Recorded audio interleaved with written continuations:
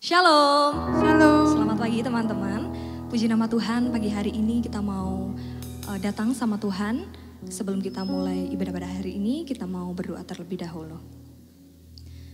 Kami mengucap syukur Tuhan, kami berterima kasih. Engkau adalah Tuhan Allah kami yang begitu baik.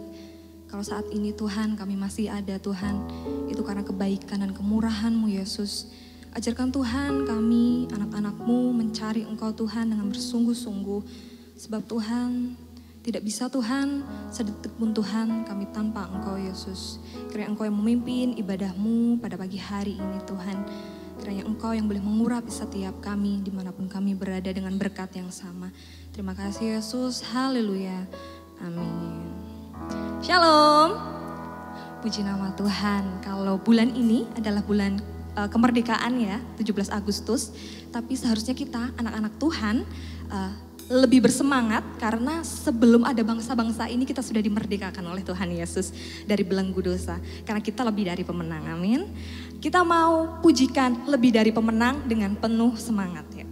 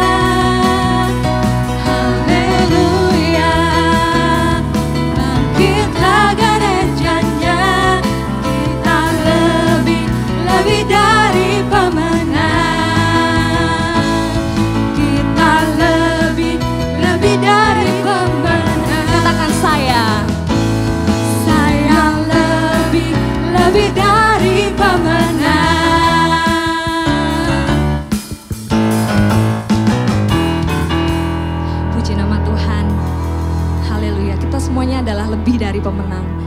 Oke, selanjutnya kita mau datang sama Tuhan. Kita mau bersungguh-sungguh.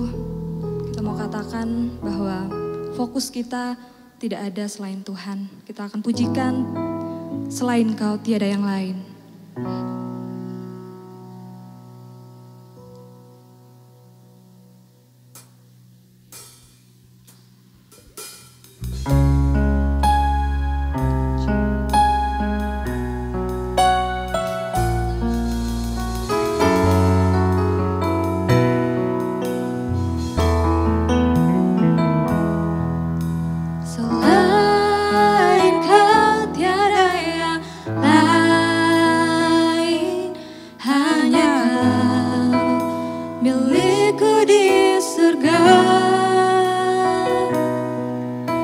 Sekalipun dagingku lenyap, hatiku lelah tak berdaya.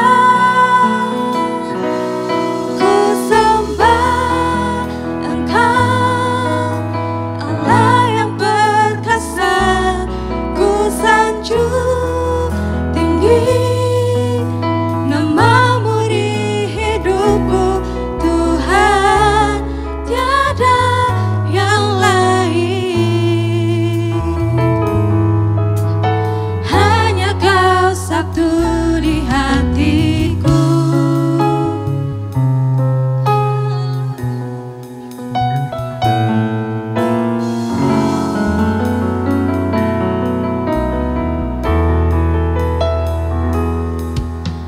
Sekali Kau tiada yang lain, hanya Kau milikku di surga. Sekalipun dagingku lenyap, hatiku lelah tak berdaya.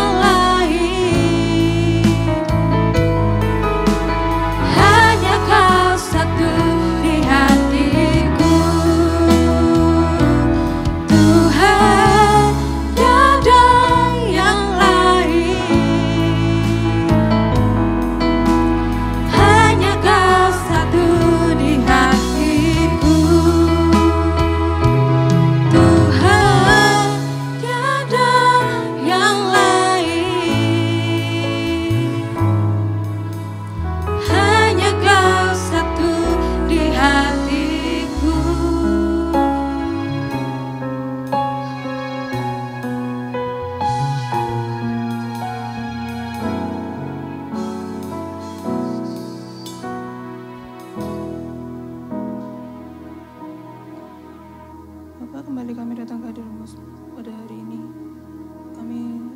Saat ini kami hendak mendengarkan firman-Mu, Bapa. Berkati hamba-Mu yang akan membawakan firman pada pagi hari ini, agar apa yang dikatakan, apa yang keluar dari mulutnya bisa menjadi rema bagi kami, ya Bapa. Terima kasih, Bapa. Berkati kami agar kami dapat mendengarkan firman-Mu. Kami akan menjadi pendengar yang baik untuk firman-Mu, ya Bapa. Dan kami dapat mengingat semua firman-firman-Mu tersebut, ya Bapa. Terima kasih, Bapa. Dalam nama Tuhan Yesus, ya amin.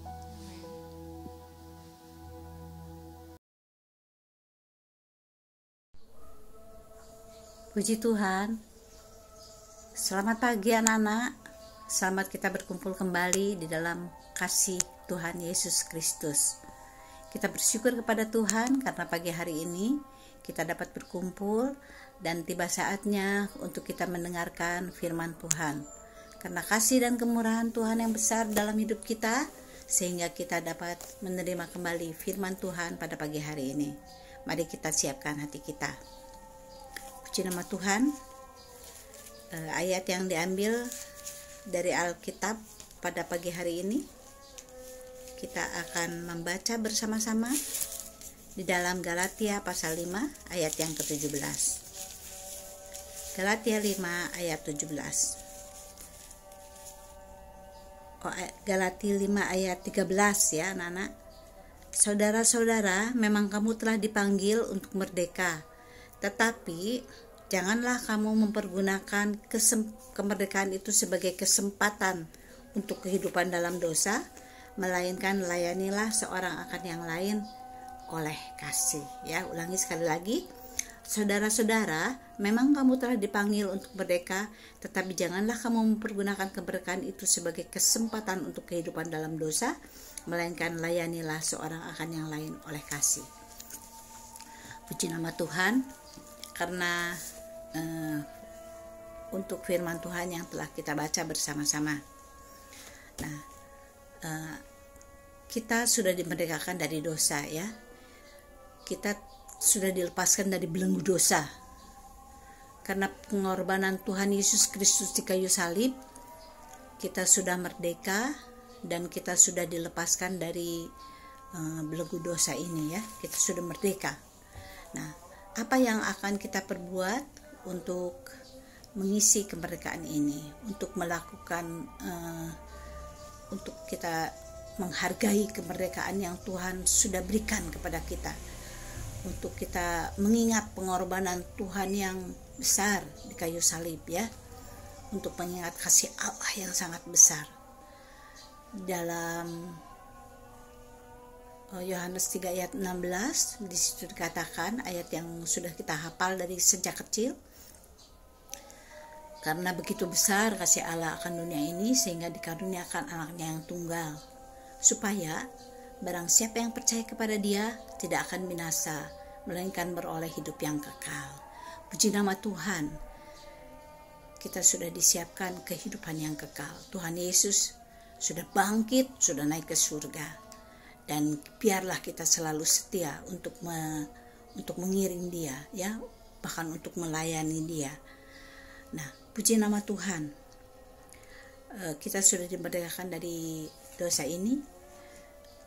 Biarlah kehidupan kita berdampak untuk memuliakan nama Tuhan ya. Biarlah kita hidup selalu berkenan di hadapan Tuhan. Kita berusaha untuk hidup berkenan di pemandangan Tuhan, dan nama Tuhan dimuliakan dan dibesarkan di dalam kehidupan kita. Kita persembahkan hidup kita untuk kemuliaan nama Tuhan. Kita sudah bebas dari dosa ya. Di dalam perjanjian lama, yaitu di dalam Pengkhotbah pasal 7 ayat 20, kita akan baca bersama-sama saja Pengkhotbah 7 ayat 20. Di situ dikatakan bahwa tidak ada seorang pun, sesungguhnya di bumi tidak ada orang yang saleh, yang berbuat baik dan tak pernah berbuat dosa ya. Jadi di dalam Pengkhotbah 7 ayat 20 ini mengatakan ya, demikian firman Tuhan, sesungguhnya di bumi tidak ada orang yang saleh, yang berbuat baik dan tak pernah berbuat dosa. Malah di dalam Perjanjian Baru pun, di dalam Roma 3 ayat 23, di situ dikatakan bahwa kita akan baca saja bersama-sama supaya tepat ya kita membaca. Nah, firman Tuhan ini ya, bukan, ini adalah firman Tuhan di dalam Roma pasal 3 ayat yang ke-23. Di situ dikatakan, maaf ya agak susah. Nah, ini ya. Roma 3 ayat 23 mengatakan, karena semua orang telah berbuat dosa dan telah kehilangan kemuliaan Allah. Karena semua orang telah berbuat dosa dan telah kehilangan kemuliaan Allah. Ya. Ini adalah firman Tuhan. Jadi kita mengakui keberadaan kita bahwa kita sudah berbuat dosa, tetapi Tuhan sudah melepaskan kita dari dosa. Nah, tadi kita sudah baca di dalam ayat pokok kita, Galati 5 ayat 13 tersebut. Di situ dikatakan, layanilah seorang dengan yang lain oleh kasih, ya. Di situ dikatakan. Nah, jadi setelah kita dimerdekakan, itu apa yang akan kita perbuat, ya, untuk menghargai, untuk mengisi kemerdekaan kita. Oleh sebab itu marilah kita berjalan menurut kehendak Tuhan, ya. Menurut kehendak Tuhan, karena ini adalah perintah Tuhan. Di sini dikatakan, melainkan layanilah seorang akan yang lain oleh kasih. Nah, mungkin kita ingin tahu yang lain, ayat-ayat yang lain. Tante Yuni mendapat, ya, Yohanes 15 ayat 17, ya. Yohanes 15 ayat 17. Di situ dikatakan, inilah perintahku kepadamu, kasihilah seorang akan yang lain. Jadi mengasihi seorang akan yang lain itu adalah perintah dari Tuhan Yesus sendiri, ya. Mengasihi adalah perintah Tuhan dalam hidup kita, dan marilah kita melakukan ini, ya. Kalau kita melakukan firman Tuhan, kalau kita mengasihi sesama kita, apa dampaknya, ya? Mari kita baca di dalam pasal yang ini juga, ayat 11 dan 12. Yohanes 15 ayat 11 dan 12. Di situ dikatakan, semuanya itu kukatakan kepadamu, supaya sukacitaku ada di dalam kamu, dan sukacitamu menjadi penuh. Inilah perintahku, yaitu supaya kamu saling mengasihi, seperti aku telah mengasihi kamu. Nah, jadi kalau kita bisa mengasihi sesama kita, maka sukacita kita akan menjadi penuh, ya. Puji nama Tuhan. Itu adalah perintah Tuhan kepada kita.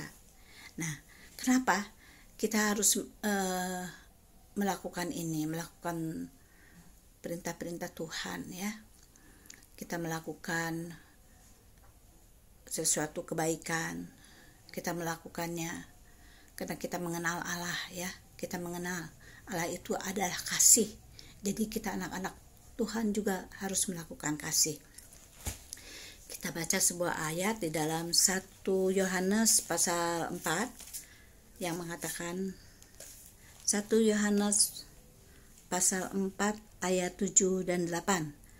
Allah adalah kasih, ya, di situ perikopnya. Saudara-saudaraku yang kekasih, marilah kita saling mengasihi, sebab kasih itu berasal dari Allah. Dan setiap orang yang mengasihi dari Allah dan mengenal Allah, ya, lahir dari Allah dan mengenal Allah. Saya ulangi, saudara-saudaraku yang kekasih, marilah kita saling mengasihi, sebab kasih itu berasal dari Allah. Dan setiap orang yang mengasihi lahir dari Allah dan mengenal Allah. Barang siapa tidak mengasihi, ia tidak mengenal Allah, sebab Allah adalah kasih. Nah, ini dia. Dengan jelas, ya, di sini katakan, dan setiap orang yang mengasihi lahir dari Allah dan mengenal Allah, ya. Tetapi orang yang tidak mengenal Allah tidak mengasihi. Jadi barang siapa yang mengasihi pasti berasal dari Allah, ya. Tetapi barang siapa tidak mengasihi, ia tidak mengenal Allah, ya. Sebab Allah adalah kasih, ya. Puji nama Tuhan. Allah itu adalah kasih. Kita ini sudah mengenal Allah, kita lahir dari Allah, kita adalah anak-anak Allah. Puji nama Tuhan, ya. Jadi kasih itu adalah sangat mutlak untuk kita dapat lakukan. Seperti di dalam ayat 13 tadi mengatakan, marilah kita melayani penuh dengan kasih, ya. Dan apabila kita bisa mengasihi sesama kita, maka Tuhan akan memberikan sukacita yang penuh di dalam diri kita, ya. Ada quote yang mengatakan bahwa seseorang itu akan berbahagia bila dia dapat membuat orang lain berbahagia. Nah, puji nama Tuhan. Apakah kasih itu? Ya, kasih itu kita akan baca di dalam 1 Korintus pasal 13 ayat 4 sampai dengan 8. Kita melihat di dalam 1 Korintus pasal 3 ayat 4 sampai 8. Kasih itu sabar, kasih itu murah hati. Ia tidak cemburu, ia tidak memegahkan diri dan tidak sombong. Ia tidak melakukan yang tidak sopan dan tidak mencari keuntungan diri sendiri. Ia tidak pemarah dan tidak menyimpan kesalahan orang lain. Ia tidak bersuka cita karena ketidakadilan, tetapi karena kebenaran. Ia menutupi segala sesuatu, percaya segala sesuatu, mengharapkan segala sesuatu, sabar menanggung segala sesuatu. Kasih tidak berkesudahan, nubuat akan berakhir, bahasa roh akan berhenti, pengetahuan akan lenyap, sebab pengetahuan kita tidak lengkap dan nubuat kita tidak sempurna. Nah, itu dia. Jadi kasih itu nanti kita akan baca selanjutnya tentang kasih tersebut ya. Jadi di dalam kehidupan kita, biarlah kita dapat selalu memuliakan nama Tuhan ya. Tante Yuni akan bacakan sebuah ilustrasi ya. Di sini dikatakan, sebagai orang Kristen kita tidak punya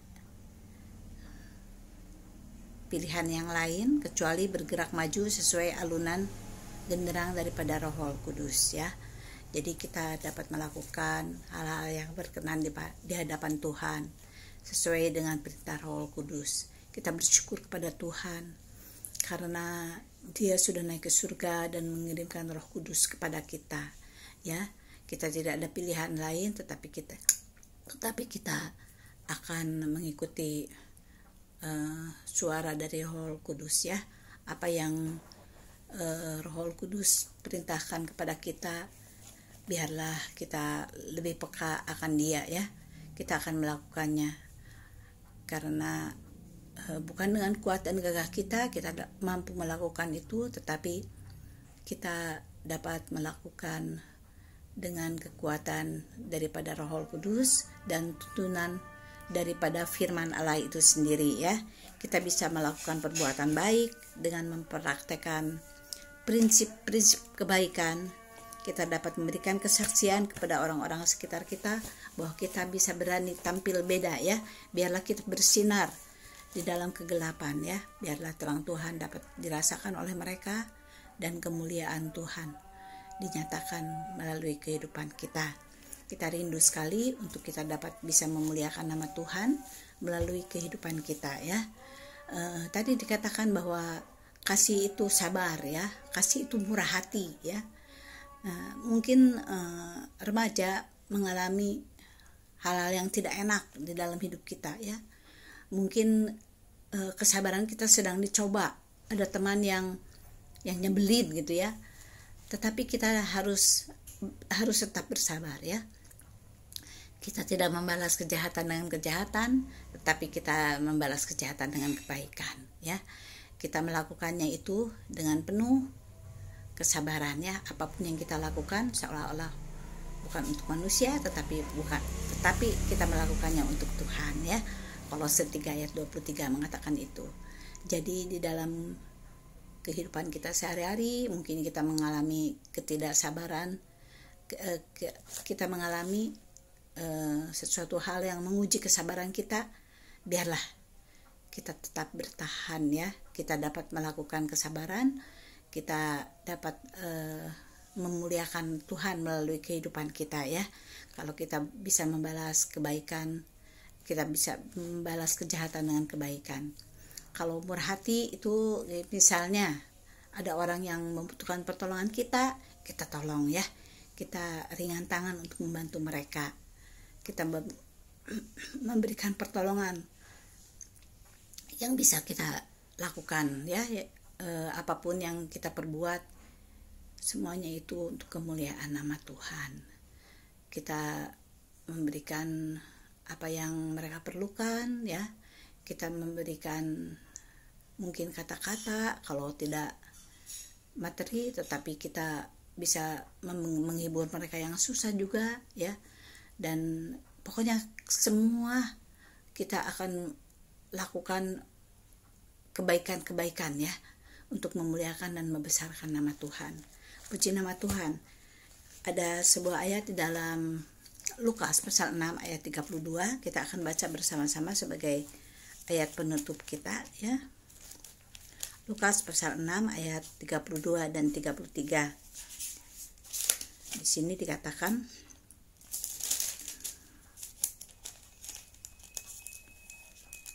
yuk kita baca bersama-sama. Dan jikalau kamu mengasihi orang yang mengasihi kamu, apakah jasamu?